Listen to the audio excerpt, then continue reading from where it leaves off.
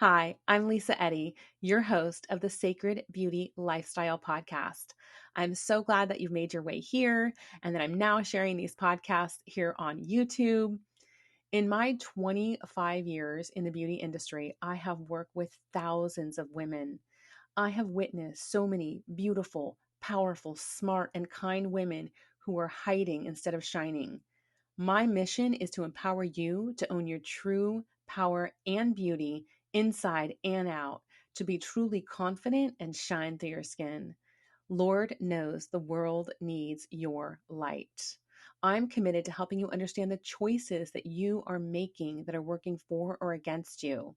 I'll also be sharing beauty tips and tools your mother never taught you, and together we will bust urban beauty myths. Make sure to subscribe today to receive episodes right when they are released. For those who prefer listening to the audio podcast, head over to sacredbeautylifestyle.com.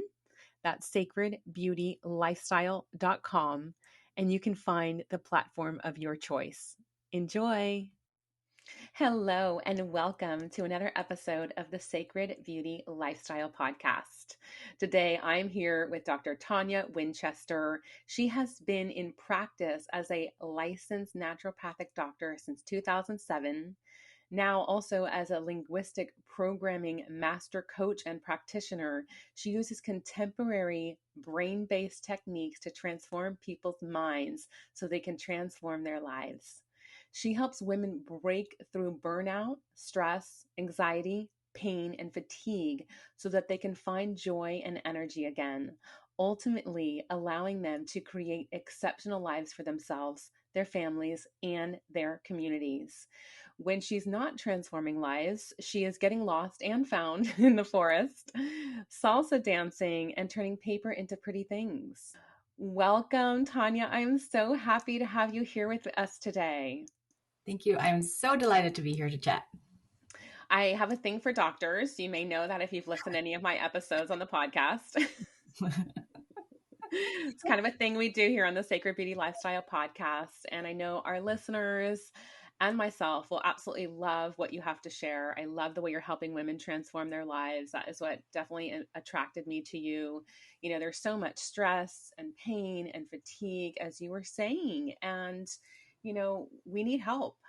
And there's a lot of misinformation. So it's really wonderful to find somebody who's actually giving accurate information and really helpful, life altering tools and skills. So, why don't you tell us a little bit more about you and your journey and where you are today? Yeah, absolutely. So I'm going to roll the tape back real far here. So when I was very young, wanted to be a pediatrician. I was quite a sick kid, and I remember having the thought, I want to be a doctor and help kids get better so they can have lots of fun. I remember actually having that thought when I was very young. And through my own illnesses and my experiences with the Western medical profession, I became quite disenchanted with the allopathic approach to illness. And even as a young age, like as a teenager, I was aware that there was gaps, big gaps in how Western medicine was approaching people and their wellness. And there was a bit of a crescendo in my grade 12 year where, oh no, it was earlier than that, maybe grade 10 or 11, where my family doctor of however many years it had been since I was 4 or 5, they found a little object. This is a bit of a strange story, but they found a little bit of an object in on an x-ray after I'd sprained my elbow. And they thought it was the broken off tip of a needle. And all of a sudden, 2 different doctors, this my family doctor and the surgeon he'd referred me to, were accusing me of drug use. And I was so shocked by what they were accusing me of. And you know, I was a straight A+ student. I was dancing 2 to 6 hours a day. Like, I can't even imagine having time for that kind of thing. Perhaps it's possible, but I was so shocked and upset that they they didn't take the time to get to know me as a human being. And in that moment, I was like, there has to be something different out there. There has to be a different path.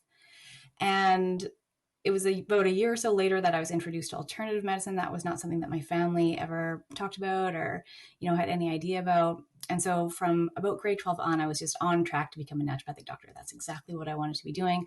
I wanted to help people in a holistic way, treating the whole human being in the context of their environment. And so then after university, where I studied dance and kinesiology, I went on to naturopathic college and I graduated full of hope and inspiration and excitement to be able to really help people, really deeply help people at the root cause.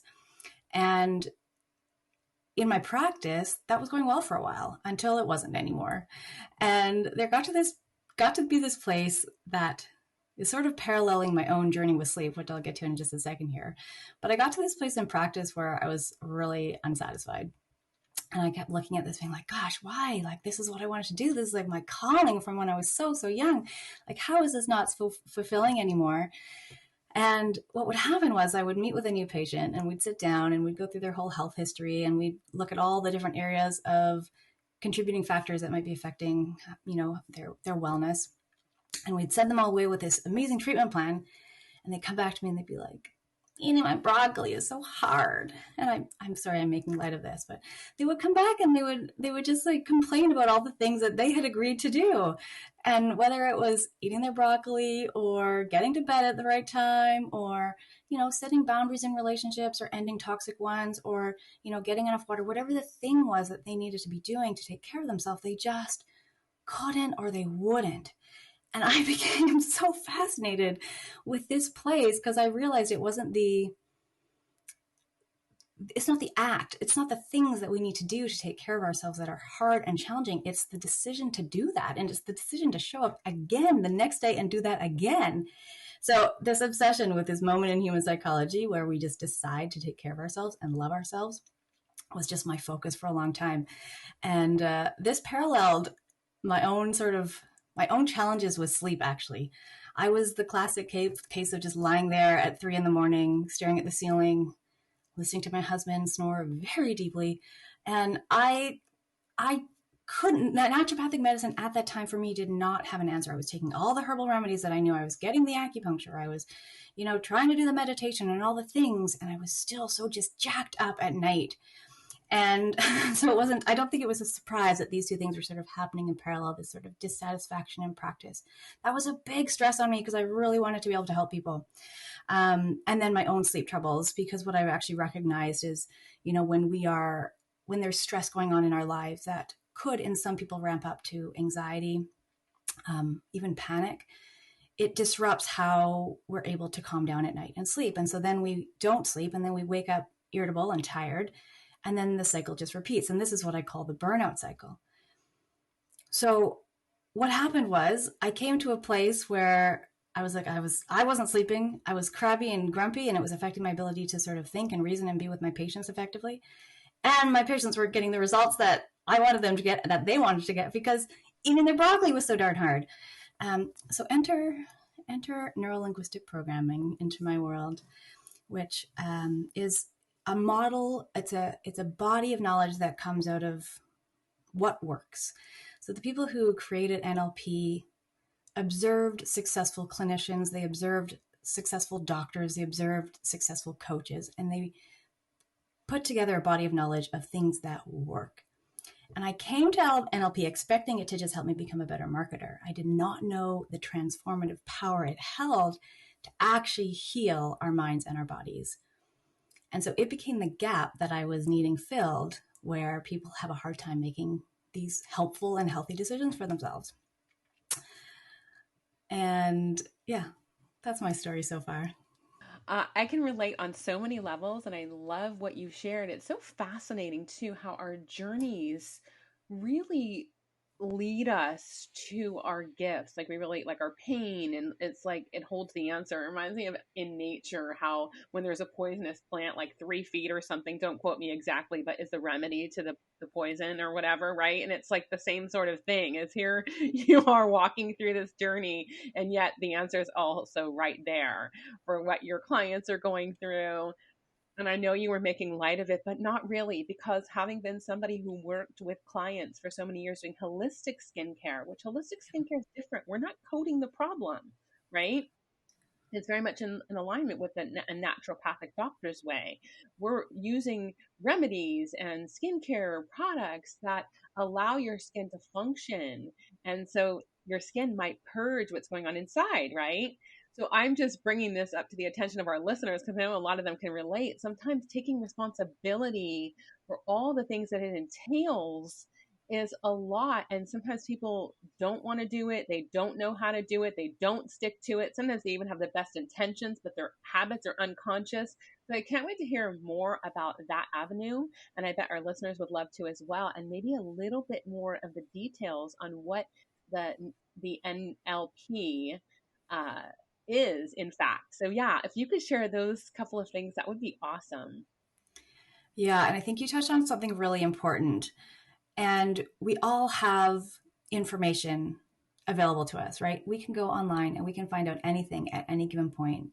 Information is no longer the answer, right? We are too intellectual for information to actually be helpful. So we know what to do. We're smart people, right? We know that, crashing in front of the TV with 14 beers and a bag of chips isn't a helpful thing. We know this. And what you touched on, though, is these habits of ours, and they're so automatic and they're so ingrained. And the thing that we need to know about everything that's going on in our lives is it's all driven by habits. It's all happening automatically under the surface, driven by our unconscious minds. And information isn't enough to change our unconscious mind. It's not enough to change our habits. What we actually need is transformation. We need to go in to the unconscious mind. It's like I'm opening a little door and just like walking into a cave. It's not literally, obviously, going into the unconscious mind, but we need to access what's stored there and reprogram it. Here's an analogy.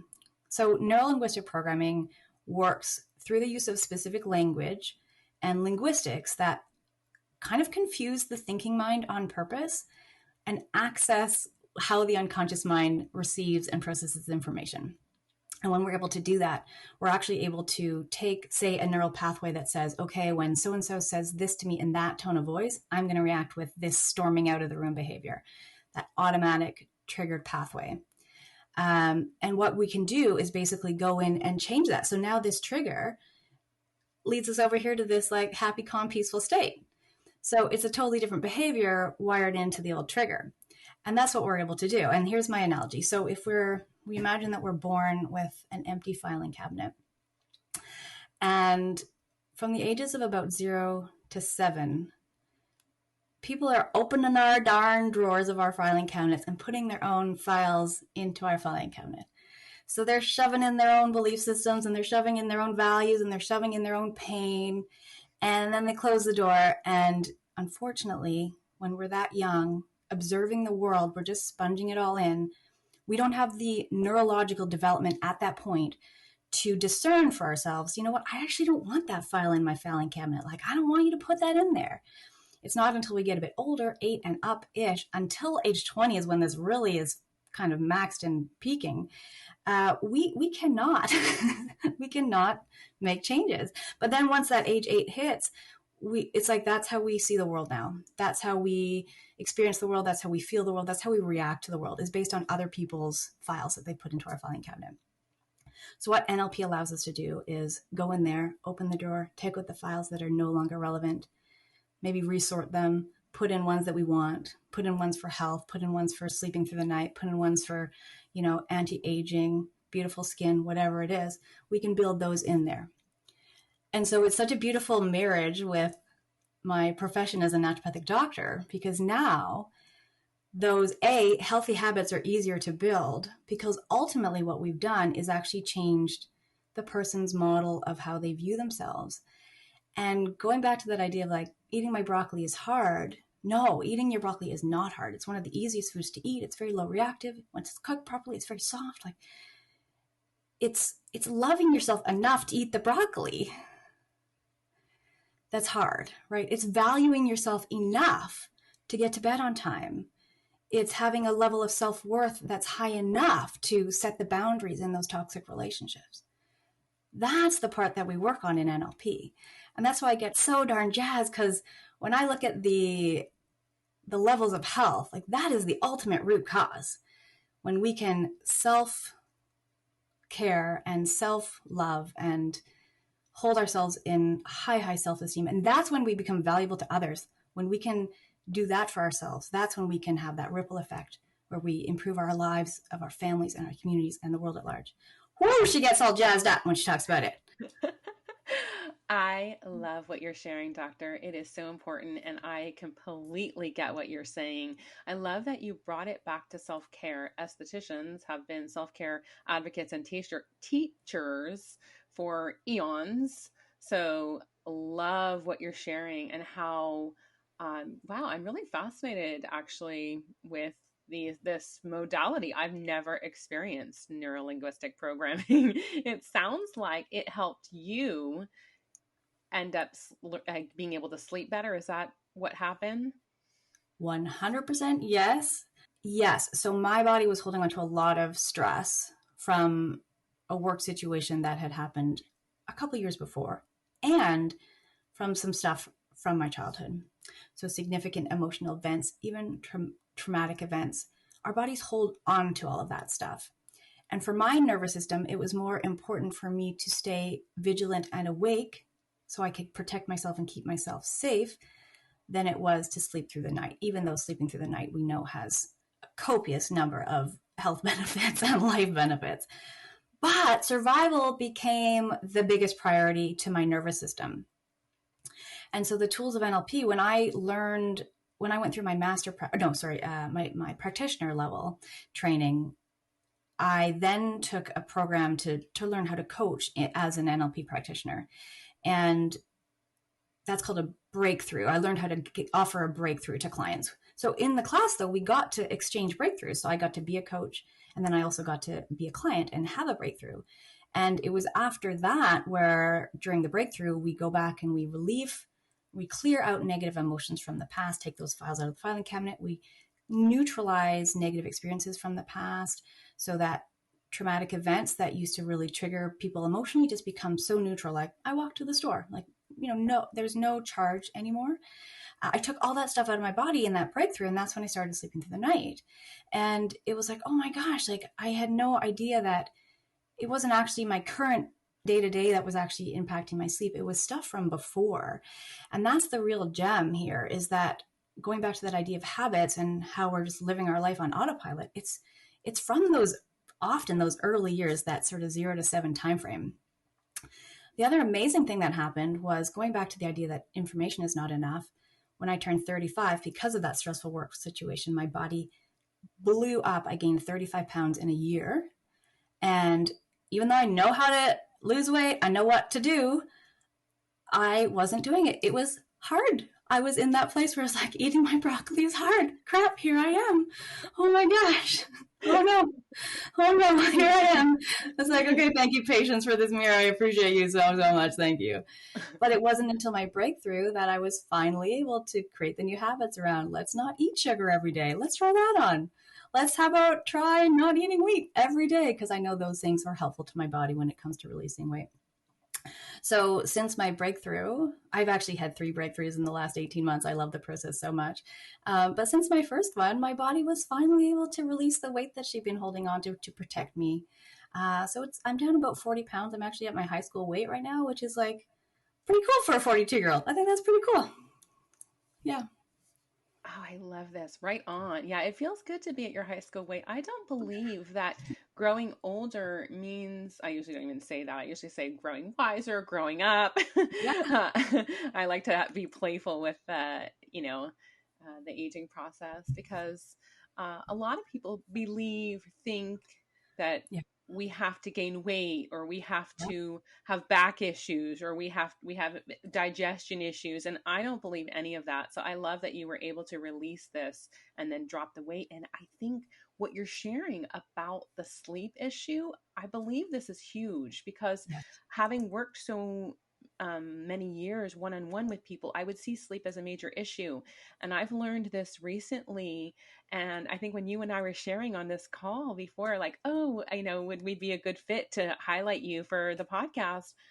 I think I shared with you, I have a new friend who was telling me he doesn't sleep and he hasn't slept in Yeah. years. And I'm like, wait, what? And then as we got closer, I learned he had a lot of trauma. And, then I was studying meditation and put some pieces together like, oh, of course couldn't relax Yeah. into full meditation or relax into sleep. Like you were just saying, you were on high alert. Yeah. It is so, so common. And yes, there can be hormones at play. Yes, there can be, food sensitivities I see as a problem with sleep. But ultimately, deep down, if we don't get our trauma out of that filing cabinet, our bodies are going to just stay awake because that's the safest way to be. And ultimately, when we look at the unconscious mind, its main function is to keep us alive. 100%. You know what might be helpful? I bet our listeners would love to hear some of the benefits of sleep. Why do we want to help people sleep? Tell them Why how do we important want it to? is. I need somebody else preaching aside from me. Yeah. Right. Well, first of all, we all know about energy, right? We need to sleep so that we can recuperate and regenerate our energy. Next, mood. When we get deep and restful sleeps for 7 to 9 hours, our mood is going to be improved. And those two factors, the energy and mood, allow us to go into our day and love the people around us. Right? So, which really is the deep richness in life is having our close relationships. So when we're kinder to the people around us, that's just going to be better for everybody. But then we know that there's cardiovascular benefits. So we know that you have an increased risk of heart attacks, strokes, scary things in the cardiovascular system when we're not getting enough sleep. We know that cancer cells are more likely to develop in an underslept body, and then all the beautiful things that happen in terms of detoxing and digesting. The main work of our bodies in terms of cleansing happens at nighttime. And that's going to be important for our immune health. It's going to be important for our skin health. There's a new thing in the last several years that's getting more attention, which is called the G lymphatic or the glymphatic system. And this is this cleansing system in our minds that happens when we get into a deep brainwave state, when we're in a deep state of sleep. And that basically allows us to detox and cleanse our nervous system, which is going to be more helpful for, again, improving mood, improving our resilience, improving our ability to be strong and stay steady in our lives, but also all the things that our brains need to do biochemically. So all these things are so, so vital. Sleep is, I think, often overlooked as a simple strategy to feel good in your life. And frankly, I think NLP offers such a beautiful way to let sleep happen so, so easily and quickly. I love that. Thank you for sharing. That was new for me. And I'm going to ask you to repeat it. The brain detox, what is that called? Or the mind detox? Yeah, so you've heard of lymphatic fluid, right? So if you put a G in front of that word, so G lymph or glymph, sometimes I've heard it called. Okay. Yeah, and it's literally a fluid in the brain that circulates at nighttime when we're in our deepest state of sleep. And yeah, acts as a neurological detox each night. Yeah. Fascinating. Yeah, and it sounds like everything you shared is also, I would categorize that as like age preservation, uh, Yes. age and full body health. Absolutely. Yeah. Yeah. What would you say? Perhaps you maybe have a tip for some of our listeners here to use uh, that are perhaps having trouble sleeping. What would you say? Or maybe that they know that they have some files in the cabinet that don't belong to them. I don't know. What comes to mind for you to share? Yeah. It's going to be so different for everybody. Hmm. Um, Maybe if it's helpful, when I look at health and wellness, and sort of 16 years now as a naturopathic doctor, I've really simplified the equation of health to this simple little statement that health equals nutrients in and toxins out. And that can be on the biochemical level. Maybe there's nutrients that are missing. Sleep and magnesium are often good buddies. Melatonin, obviously, there's some nutrients, some biochemistry that can be introduced. But I can also extrapolate that idea of nutrients in, we need to nutrify our system and detoxify, get toxins out to all different levels of health. So we can look at physical levels of health. You know, if you're not getting enough activity or not getting enough nature time or not getting enough daylight, you know, it's well documented that if you get sunlight into your retinas first thing in the morning, that's going to actually help you produce more melatonin and sleep more deeply. Deep breathing, and I like to call it active rest, periods of time when we're not doing anything and we're not checking anything off our to-do list. We're just being, whether it's like watching the wind in the trees or watching the ocean waves or listening to a brook or a stream. Active rest where we get to just be and not do. So these are ways that we can introduce nutrification at a physical level. And then even emotionally and mentally, you know, if there's negative thought patterns, I would call those toxins. If there's bullying, that's a toxin. If there's loneliness, that's a nutrient deficiency. So we can actually extrapolate the idea of toxins in or toxins out and nutrients in through all levels of health: biochemical, physical, emotional, mental, and even spiritual. So when you ask this question, is there one tip? No. However, this idea of looking at your life in this way, what's good for me that I want more of? What's not good for me that I need less of?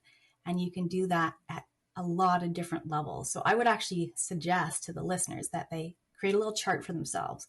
2 columns, nutrients, toxins, and just brainstorm as many different levels as they can, and then pick for themselves what's actually going to nudge the needle. Like, they'll be able to look at that list and listen inside and have a gut hit on, you know what, the most important thing for me and my sleep would be to maybe it's sleep in a different bedroom so that they can have peace and quiet or something, or even just buy a pair of earplugs so that they can have like the quiet environment that they need. Or maybe it's, maybe they're eating too many inflammatory foods, or maybe there's a relationship that needs to be changed so that they can feel more safe in themselves. So I don't have one tip, but I do like this idea of looking kind of globally and seeing what factors could be contributing. I think that is a fantastic tip. Thank you. I'm going to do that myself because it's Yeah. always helpful to reevaluate, right? It's like doing inventory. I think we should do this quarterly. And I really like that you brought up active rest Mm. because I think it's underrated. I was talking about that with a friend of mine, and he goes, I know that I need sleep, but I've realized I've never really let myself rest over the years. And Mm-hmm. that was something that he was just starting to let himself do. As, a man in his 60s, retired, he was like, it's time I rest. And I think that also allows for your creativity to come in when you're just being, right? Yes. So there's a lot of purpose in there and value. So thank you for bringing that to our attention. And also what really popped at me too is getting out in nature, because we're on the computer so much, so often. I even will glance out the window to look at trees, where I can see trees out when I look to the left out of my bedroom, like a sliding glass door.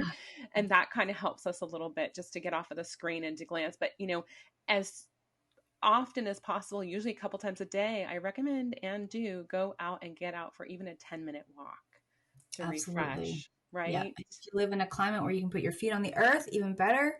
You know, at this time of year, I don't know where people are at, but I'm still able to go outside my backyard and just be barefooted and put my feet on the earth. And these moments, to contrast, sleeping I call passive rest. And then any of these activities where we're just sort of observing in a really like broad kind of way, I call that active rest. And it's helpful to actually generate a list for yourself of active rest activities. A lot of people are so used to having calendarized, scheduled activities. Put your active rest on the calendar. So make it real by scheduling it, and give yourself 20 minutes to just sit in nature and watch the world. It's so rejuvenating and very refreshing. There's actually a whole discipline, I think, coming out of Japan, I want to say, that's ancient. It's called forest bathing. And it's not even about walking in nature. You just go and you sit and be with nature. And these things are so restorative to the nervous system and, our sleep as well. Oh yeah, thank you for bringing in the forest bathing. Is that where we'll find you? Now I'm remembering you said that in your bio.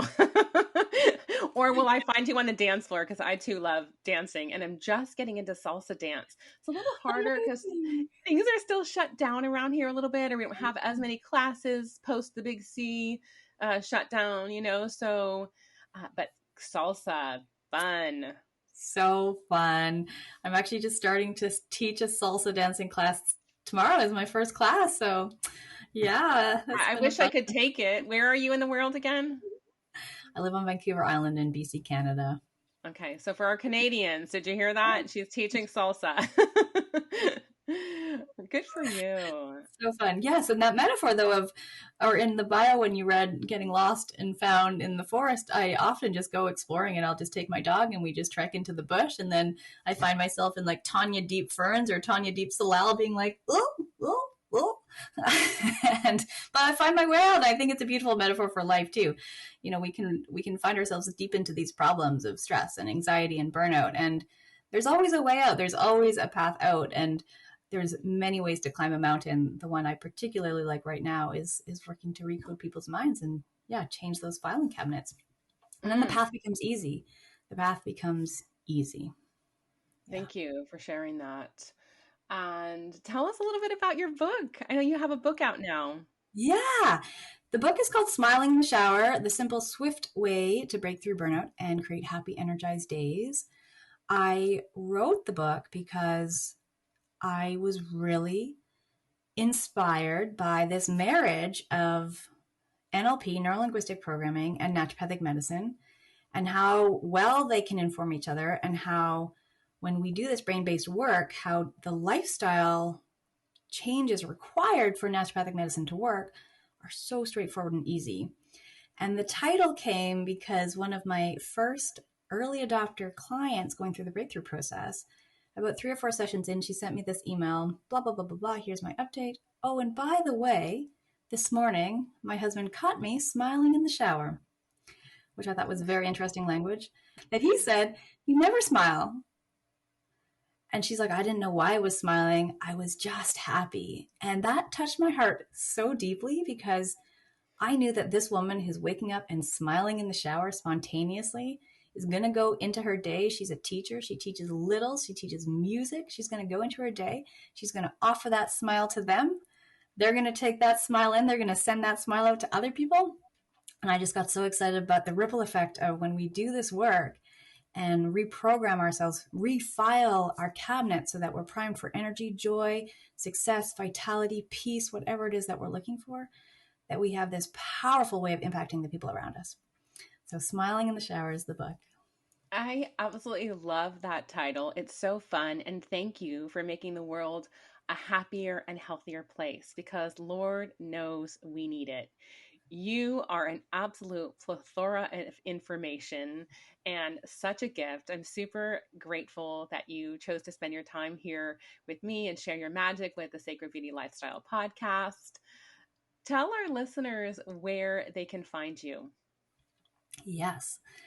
It's ToniaWinchester.com, TONIA Winchester.com. And that's actually where the book access is there too. So that is the best way to track me down. Okay, fantastic. And we will have all of your info in the show notes. I have actually another question for you before we part, maybe two. What would you say to your 20-year-old self that you wish that you knew that you would go back and whisper in her ear? Oh, oh, past Tonia. I love you, past Tonia. Wow, girl. You know what? I would tell her that it's okay to pause and you don't need to take everything so seriously. And it's all okay. Like, it's all okay. You're okay. Pause, breathe, take a beat. It's okay. Everything is going to be fine. A lot of Perfect. reassurance. Yeah. Yeah, we need it at that age.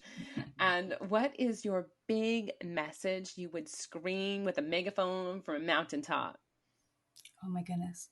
The big message is that A, your body knows how to heal. B, it wants to, and C, it can. That is my big take home message. Your body wants to heal, it knows how, and it can. And it's designed to do this for you. We just have to put the right circumstances in place for that magic to happen. Oh, I love that. Thank you. Great answers, Dr. Tonia Winchester. You are fantastic. Thank you so much for having me over here. So much fun. Hopefully we'll dance or forest bathe one day. Yes, I would love that. Thank you. Thanks, Lisa. I'm Lisa Eddy, your host of the Sacred Beauty Lifestyle Podcast, which is now being shared here on YouTube. I hope this episode brought you insights and inspiration to radiate and shine with confidence. Remember to subscribe so you receive new episodes hot off the press right when they are released. And follow me on Instagram for more juicy tips at I am Lisa Eddy. Also, ladies and gentlemen, when you subscribe, like, and share these episodes, it helps me to get seen by more people. And that means a lot to me because I am committed to reaching millions of women across the globe and waking them up to the sacred beauty lifestyle, owning their true power and beauty, both inside and out. Now, more than ever, we need more women shining instead of hiding. When we band together, we are unstoppable. This is how we change the world, together. Remember the sacred beauty lifestyle and get on out there and shine. The world needs your light.